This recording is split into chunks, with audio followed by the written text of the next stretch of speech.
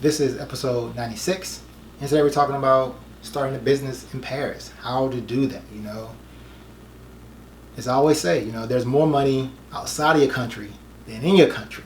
And with the idea of Brexit, countries like Paris and potentially Berlin ought to be more important to the world, to the global market, because they're looking for a place in the EU to be one of the financial centers of the EU. And Paris is going to be up at the top of the list, 100%.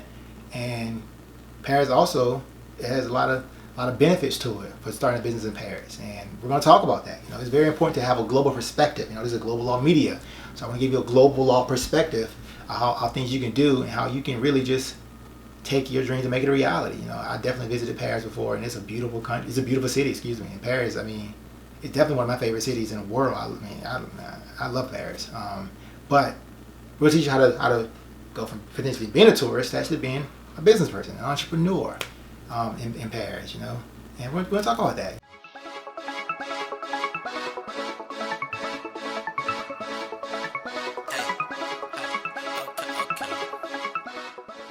What's up, guys? Thank you for tuning in. Today we're talking about starting a business in Paris. First of all, let's talk about why you should even start a business. One, I say it a lot, but it creates something separate from yourself. You create a business, you want to limit your liability. That's what a business is for. It limits your personal liability. So if something bad happens, they can only sue you for what you have in your bank account. They can't necessarily sue you personally if you're following all the rules and you're not necessarily commingling your funds. So it limits your liability. That's what they call it in the U.S. They call it a limited liability company because it limits your liability. So why create a business in Paris? Well, one, the president of Paris is making it easier to do business in Paris. He has this thing called the French Tech Visa. He wants Paris to be known as a startup nation, and he created this French Tech Visa, and that's very important because with it, let's talk about the rules for this visa. Because with that, you can actually go to Paris, stay there for 4 years, and you can actually start a business and potentially raise some of the money from French-speaking countries. There's a lot of French-speaking countries in the world. So let's talk about it real quickly. The legal requirements to get this French Tech Visa, the legal requirements of it. One, you must have financial resources. You must be able to show you have at least roughly a little bit more than 18,000 euros.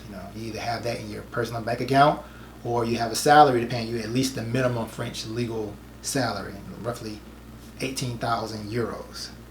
And then you also have to apply and get admitted to one of their tech accelerators, tech incubators. That may not necessarily be as difficult to do, but you have to get one of there's certain startup centers that are certified as French Tech Visa partners. So you get admitted to one of those, and then they'll give you a certificate showing that you are certified and admitted to this tech center, this incubator or accelerator.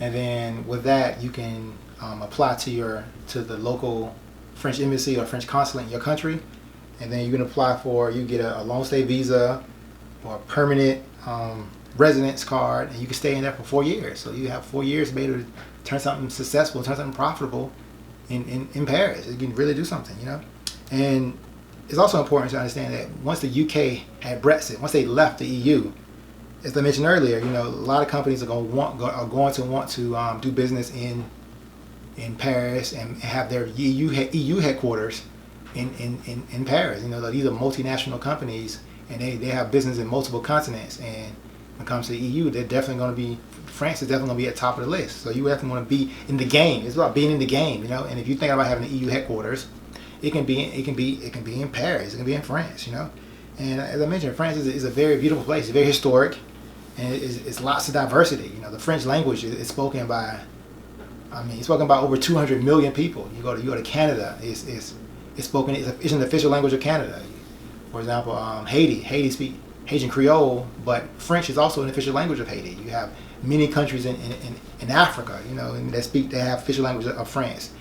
French is also spoken in Switzerland. It's spoken in Belgium, I believe. There's many countries that speak French, and it's definitely one of the most spoken languages in the world. I'm in the process of learning French myself, so it's something to really consider. And France is also civil law. It's different than how the U.S. is and how the U.K. is.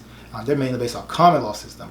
France is based on civil law, and common law is based on the precedent base. Judges look at past rulings that other judges made, and then they'll use that to make their rulings. And they also have laws that Congress passes as well. But with civil law, it's just primarily statutes, it's primarily laws that are passed. It's not really a precedent base, primarily just laws and rules that are passed. So that's a fundamental difference, and that has shaped many of the francophone countries around the world, and definitely shaped France. There's a fundamental difference and distinct difference that need to be understood. So let's talk about the different types of French companies that exist. I mean, because when you're starting a business in another country, you need to know what type of legal entity you're gonna create. And France has a lot of legal entities. They have a ton of them. We're not going to talk about all of them. We're going to talk about the most popular ones in there. And one of them is the names are very difficult to pronounce. So I'm just going to do the initials. It's the SA. That's similar to like the C corporation. It's when you want to put companies on the stock market in the U.S. you create a C corporation, and that's typically how France is. And typically with this SA corporation, this legal entity, you typically need about 7 shareholders, and that help you get put on the stock market. Also, they have the SAS. That's similar to the SA I just talked about, but you only need 1 shareholder with this one, and you can't really put this on the stock market. Then they have the EURL. I'm just doing an acronym. I'm not pronouncing the full names. These names are interesting names. They're not necessarily the easiest name to pronounce, but that's similar to like the single member LLC. You can have 1 member, you can have multiple members, you can have however you want to have it. But France has a separate one strictly for single member LLC, the equivalent of a single member LLC. So in the US, you should get LLC. But in France, you'll get this EURL. And then they also have the SARL. That's the most popular entity in France. And that's what we're going to be talking about. That's similar to the LLC. That's similar to the LLC. So we're going to talk about that. That's the most popular one in there. You can have that one. You can have as many stockholders, many owners of the business as you want. So we're going to talk about that. So how do you create an SARL in France? Now, France laws, since it's a civil law, it's similar, but they have some significant differences in how you go about creating a business, at least in the U.S. For one, this part is similar. You have to reserve your name. You have to get a business name. And this part, then you have to draft your documents. You have to file your documents with the French government, the CFE. And you have to have an address. You can get your business address. You also can, many other things. But this is important. You have to have the documents in French. The documents have to be written in French. I know English is spoken everywhere in the world, even spoken in Paris, all throughout Paris. But you have to have the documents in French. It's a French country. France is very proud of their language, and they definitely think this is one of the things that makes them Frenchmen and French people is their language. So, because the language is spread all over the world, so they want to focus on you understanding the language. The government documents are in French. And you have to open a bank account. Now, this is different now. This is the part that's different because with France, you typically have to schedule an appointment to meet with a banker. A banker will want to talk to you. They want to ask you questions about your business. So it's probably best to have a business plan, and it'll ask you questions about it. Now, that's funny. That's a different aspect than in the U.S. In the U.S., you just need your documents. You need your LLC, you need your EIN number, you need documents, and you can just open a business bank account. But in France, it's kind of it may be like an interview that you got to talk with a banker, and they can probably deny you from opening a bank account in their country.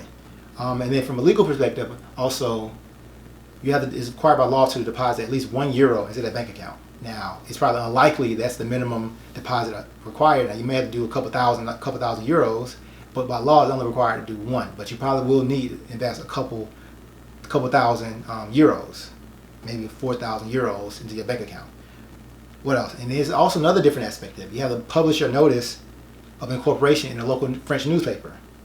It's very important. That's a fundamental difference. Now, in the U.S., it's similar to how in the U.S., if you want to like change your name, you have to publish that in the local newspaper. When you create a business in the U.S., you don't have to publish that in the newspaper in the U.S., but you have to do that in France.